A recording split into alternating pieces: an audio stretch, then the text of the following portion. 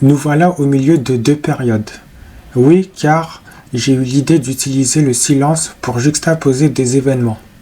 Le premier événement était un objectif qui consistait à ne pas faire de course pendant 2 mois. Pourquoi ? Ce travail sur les craintes invite à se débarrasser de la peur de manquer. Plus tôt, j'avais observé que cette peur est incohérente dans certains contextes. Plus tard, j'ai compris que cette peur a été transmise, accidentellement ou pas, de mère en fille, mais c'était une autre époque. Aussi, cela permet de ne pas anticiper ce qui m'appartient de faire. Ma maman écrit sur papier la liste de ce qu'elle doit acheter. De temps à autre, j'ajoute des articles à sa liste. Il fallait donc que j'informe ma maman de cet objectif afin qu'elle ne soit pas surprise que je n'écrive plus les aliments que je souhaiterais manger. Bon, là encore, on se voit. Mais avant, je ne pouvais même pas voir mes pieds. Pour te dire à quel point c'était un vrai nuage dans la salle de bain. Prendre la nourriture comme objectif n'est pas anodin. Il faut reconnaître que je mangeais beaucoup, énormément, peut-être pourrait-on dire sans interruption. En plus d'engloutir un volume d'1 à 2 casseroles par jour, je grignotais entre les repas et pendant la nuit, je buvais systématiquement 1 litre de boisson avant de manger. Et tout cela était sans compter jusqu'à 1 kg de sucre en poudre par semaine. Davantage à la maison que dehors, c'est à se demander comment je faisais pour ne pas grossir et ne pas avoir de diabète. Et si la nourriture n'était que la seule addiction, je n'en aurais pas fait un sujet à part entière. La solitude m'a aussi rendu accro au sommeil, accro au sexe, mais surtout accro à la chaleur. En effet, j'ai failli perdre des dents en buvant trop chaud. J'aurais pu avoir des douleurs chroniques en mangeant du piment cabri à jeun. Je me réveillais toujours déshydraté et en suffoquant à cause d'une technique de sommeil par compression des vaisseaux sanguins qui me dispensait du radiateur. Parfois, je m'asseyais sur le radiateur pour absorber la chaleur toute la journée en continu. Et lorsque ma maman arrivait du travail, elle se demandait pourquoi le salon était encore froid. Je cherchais la chaleur par tous les moyens, et c'était pour moi un amplificateur de toutes les autres addictions. Et si tu ne saisis pas le mécanisme, je vais justement prendre le temps de t'expliquer tout cela dans un instant. Cette vidéo est déconseillée aux moins de 16 ans, pour éviter que les choses se transforment en challenge. Avant de commencer, je te fais la démonstration de la façon que je dormais pour faire de mon corps un réacteur thermique. Cela n'en a pas l'air ainsi, mais c'est dangereux. Alors ne reproduis pas mon erreur chez toi. Voici les mots que je t'adresse tout particulièrement si toutefois tu es mineur. Il n'est pas bon que tu restes isolé à ton âge. Âme sensible, vous êtes avertis, les addictions sont le sujet abordé dans ce 3e chapitre des raisons d'être.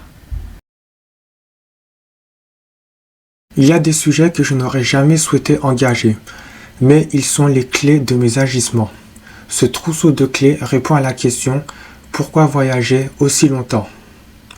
Un jour, ma maman m'interrogeait « Si tu as un problème, pourquoi tu ne m'en parles pas ?» À cela, je répondis par écrit « Il y a des sujets que les enfants n'abordent pas avec leurs parents. En parler ne résoudra pas le problème. Connaître le problème rend les choses délicates. » Le sexe, les filles et moi. D'abord, je veux parler de la grossesse, mais qu'est-ce que ça a à faire ici ? Avant la naissance, lors de l'échographie, j'ai adopté une posture en W. La gynécologue disait « Aucun doute, c'est un garçon ». Comprends que j'avais les jambes écartées au moment du tirage et que j'avais fait une érection déjà dans le ventre de ma maman. C'est prémonitoire. Ça en dit long sur ce qui va suivre. Ensuite, à la naissance, j'avais les mains régulièrement plongées dans le slip. De 3 ans à 11 ans.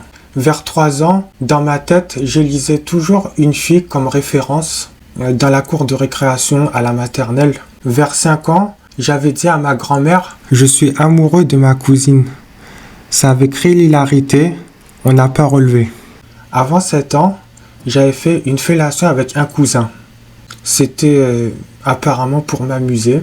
J'avais pas aimé et c'est de là que j'ai compris qu'est-ce qu'était l'hétérosexualité, ce qui me convient tout à fait.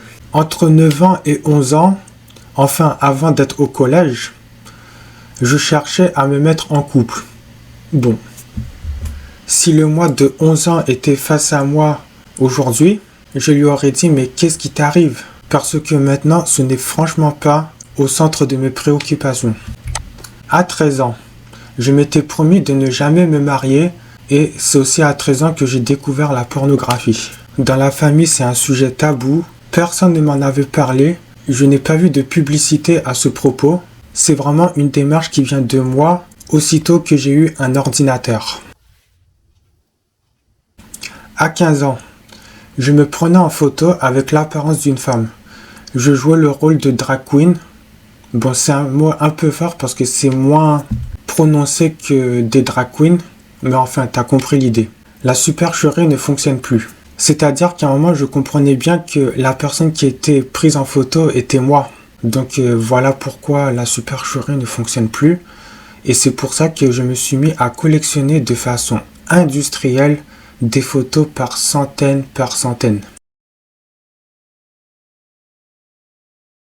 À 17 ans, le paysage amical est bouleversé.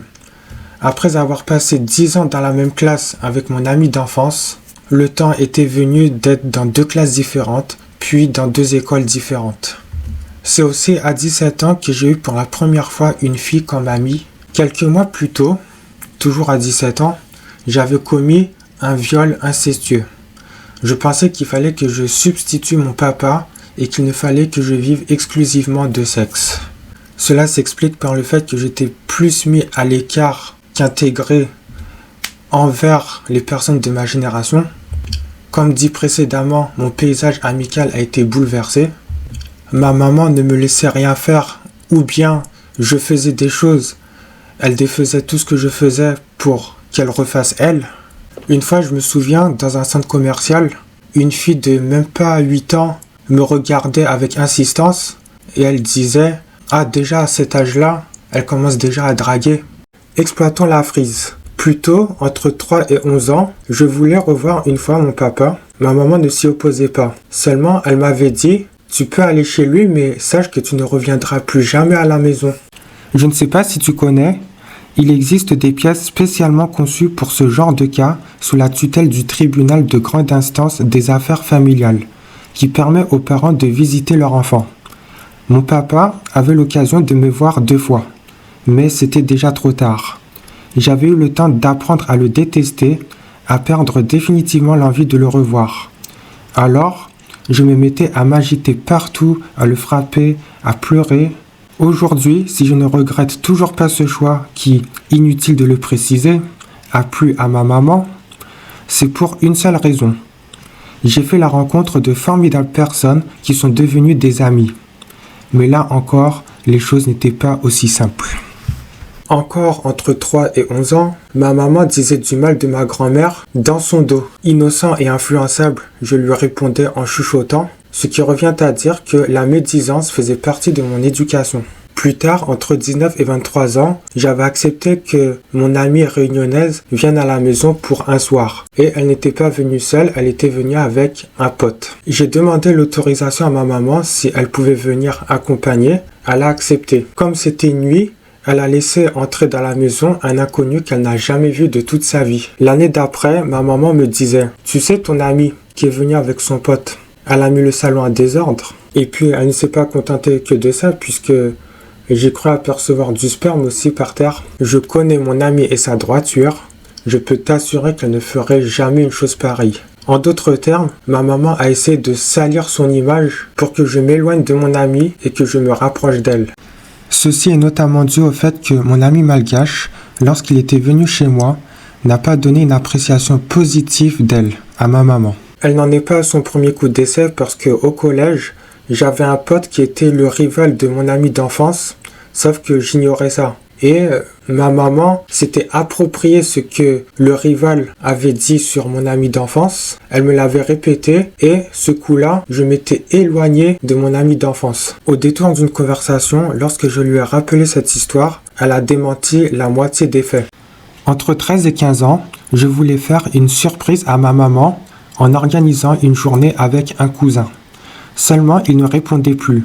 Alors, j'ai contacté sa maman, qui est aussi ma tante, pour savoir s'il lui en avait parlé. Elle m'a répondu qu'elle ignorait cela. À ce même moment, ma maman entre dans la pièce et se fâche après moi. Elle disait « Qu'est-ce que c'est que cette affaire? C'est aux grandes personnes de prendre les choses en main. » Plus tard, en se promenant dans un parc, nous discutions plus en détail de ce que j'ai tenté d'entreprendre. Elle en a conclu qu'il n'était pas des nôtres. De ce que je me souviens avoir compris, c'est pourquoi on me met à part et que je dois me contenter de rester avec elle qui sera toujours là pour moi. Premièrement, j'étais triste que mon cousin ne me réponde pas, mais deuxièmement, j'étais atterré par cette fausse révélation selon laquelle ils ne sont pas des nôtres. Autrement dit, nous n'avons pas à nous confondre, il ne faut pas mélanger les torchons et les serviettes, nous n'avons pas les mêmes valeurs.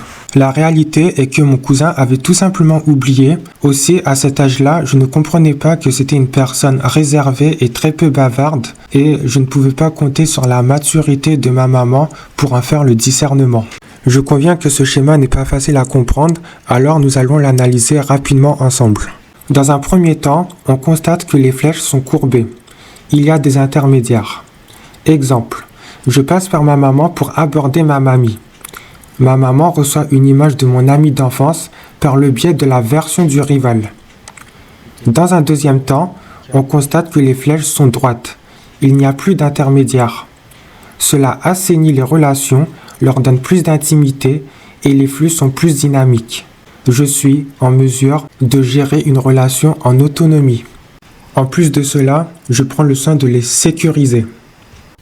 Maintenant, quelques anecdotes tournées sur le sexe. Il paraît qu'entre 0 et 3 ans, je lui faisais des bisous sur la bouche. Entre 3 ans et 11 ans, il y a une période où j'étais fétichiste de ses pieds, une autre période où j'étais fétichiste de ses genoux. Après 11 ans, je dormais encore dans son lit. Il m'arrivait d'aller de droite à gauche, puis de gauche à droite, en passant par le pied du lit. Donc, j'étais aussi fétichiste de son entrejambe.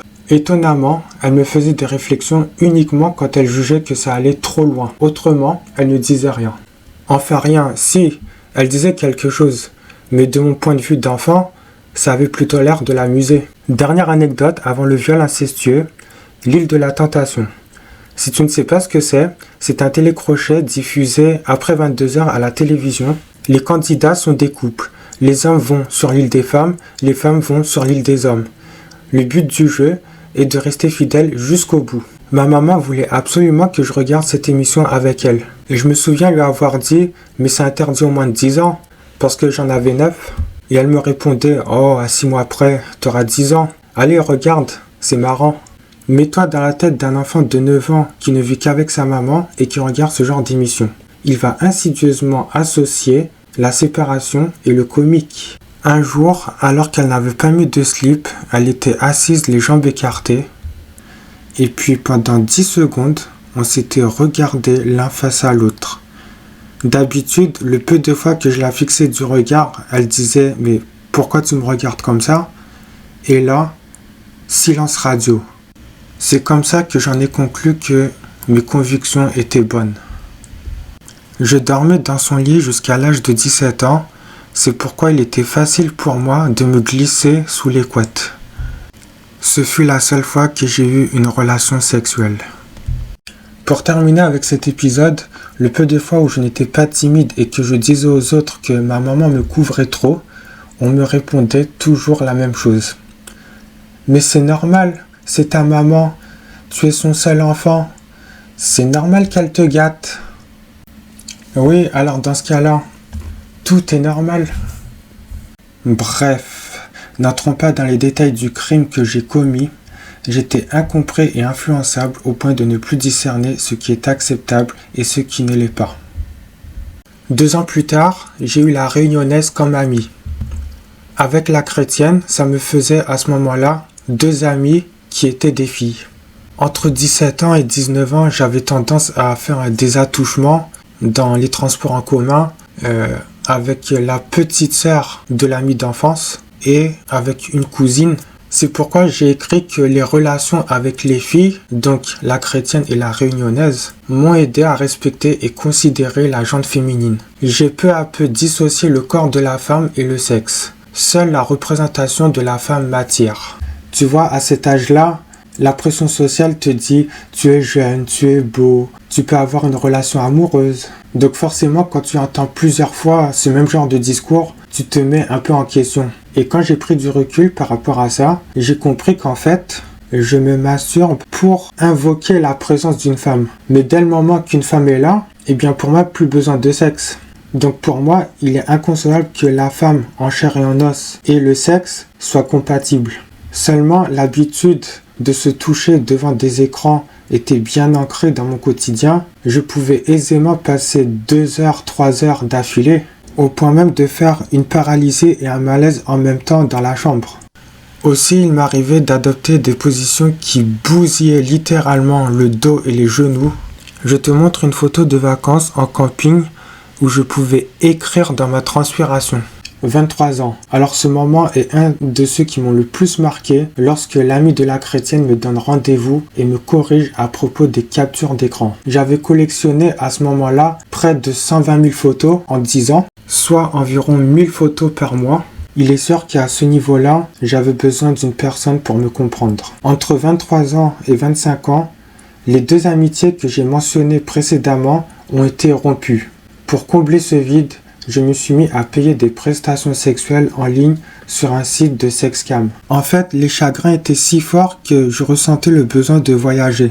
Par la même occasion, je m'étais dit que vivre d'un confort serait une formule de désintoxication idéale. Résultat, eh bien, ça a assez bien fonctionné. J'arrive plus facilement à aller vers les autres. Je me suis découvert des passions. Et aussi, j'ai appris à m'aimer. C'est important de s'aimer. Onanisme, quand le corps devient sa propre drogue. À gauche, un graphique sur mon activité sexuelle en chiffres. En abscisse, ce sont les années 2008, 2009 jusqu'à 2021. En ordonnée, c'est la moyenne par jour, très approximativement, du nombre d'éjaculations et du nombre d'heures à se masturber. Aucune fierté, pas de quoi se féliciter, on passe à la suite. Les causes qui ne découragent pas d'arrêter le désir de s'automutiler psychologiquement. Au tout début des raisons d'être, j'avais parlé de variation de température, un goût que je n'ai pas placé au hasard dans la surprotection maternelle, à cause du fait de vouloir parler, penser et agir à ma place, briser mal intentionnellement le moral et refuser de croire que j'ai grandi. J'ai expérimenté la variation de température pour m'occuper et découvrir la vie par moi-même. Une découverte étrange, certes, mais une découverte quand même. La surprotection maternelle n'encourage pas, mais ne décourage pas non plus. Toutefois, un problème ne provient jamais d'une seule cause. J'ai fait des choses de mon plein gré, donc j'ai ma part de responsabilité. Ici, il n'y a pas d'attention, mais que des craintes. Troquer la santé avec le plaisir. Les effets secondaires de la masturbation. Je voulais en parler parce que sur internet on parle de beaucoup de choses, mais ça on ne le cite pas. Je n'ai pas fait d'études, je ne suis pas sexologue, donc on admet vrai chez 2 personnes sur 3 concernées par l'onanisme la révélation des symptômes suivants. Augmentation de la pression sanguine, rythme cardiaque plus élevé au repos, trouble de l'appétit accompagné de nausées, trouble du sommeil accompagné du manque d'attention, trouble affectif. Chez moi, le trouble affectif se caractérisait par la génération de la convoitise. Vertige occasionnant une baisse brutale et momentanée des acuités auditives et visuelles. Pour faire simple, c'est comme si j'entendais à 10 mètres de profondeur dans l'eau et c'est comme si je voyais tout noir lorsque on était à l'extérieur et on rentre à l'intérieur. Tu connais cette sensation. Ensuite, la nonchalance prononcée. J'ai pris en note la définition de ces mots. Si tu veux en savoir plus, appuie sur pause. Voilà pour la nonchalance, le flegme, l'apathie, impavide, placide, et voilà pour les personnes indolentes. Avant de conclure, je te raconte une nuit type. Je faisais... Ça donne envie de faire pipi. Je faisais... Ça donne envie de grignoter. Je faisais... Sommeil foudroyant. Je me réveille. Je faisais... Les tissus se déchirent. Je saigne. Je faisais... Et là, à partir d'un moment, l'acide aminé n'a plus le temps de faire du sperme. Donc ça devient très acide. Tu vois l'alcool médical pour désinfecter les plaies. La même chose mais en pire. Je faisais... Et là le réveil sonne. Entre la température sous la couette et la température ambiante de la chambre, il y avait un écart tellement grand que quand je me réveillais, paralysé devant le réveil. Et il se met à sonner pendant 2 minutes sans que je fasse quoi que ce soit. Quand les membres peuvent enfin se mouvoir, donc j'éteins le réveil, mais après, comme les yeux moussaient de fatigue, donc les paupières étaient soudées, il fallait que je récure les paupières de toute la conjonctivite que les yeux ont produit toute la nuit. Donc voilà, c'était comme ça. On refera pas le passé. Schéma récapitulatif de mes addictions. Au centre, le cercle orange représente la chaleur. Après avoir dormi, l'heure est à se sustenter. Mais pour cela, je passe d'abord par la chaleur. Ensuite, une fois que j'ai mangé, j'ai envie de sexe. Mais pour cela, je cherche la chaleur. Et une fois que j'ai fini le sexe, si tu ne le sais pas, ça fait dormir. Je passe encore par la chaleur. Et quand bien même il n'y a pas de chaleur, les addictions sont reliées par des canaux qui permettent de se dispenser de la chaleur. J'ai remarqué toutefois que si on repère de la racine, c'est-à-dire la chaleur, et qu'on cherche l'inconfort, eh bien, on pourrait être confronté à l'inconnu, à des pénuries ou bien tout simplement au froid. Ce qui va briser les canaux qui relient les addictions entre elles. Si tu veux, je t'invite à reprendre ce schéma, à enlever tous les écrits et à remplir les 3 choses que tu pratiques excessivement et les 3 choses que tu redoutes mais qui sont surmontables. Ne te fixe pas d'objectifs trop grands car ça pourrait produire l'effet inverse. Avant de se quitter, je te présente le deuxième événement que j'ai proposé, une fiche d'évaluation où il faut cocher par oui ou par non si le chapitre est compréhensible, si le message est cohérent et si les informations ont apporté quelque chose. Ce sera l'introduction du 4e chapitre des raisons d'être, la métamorphose.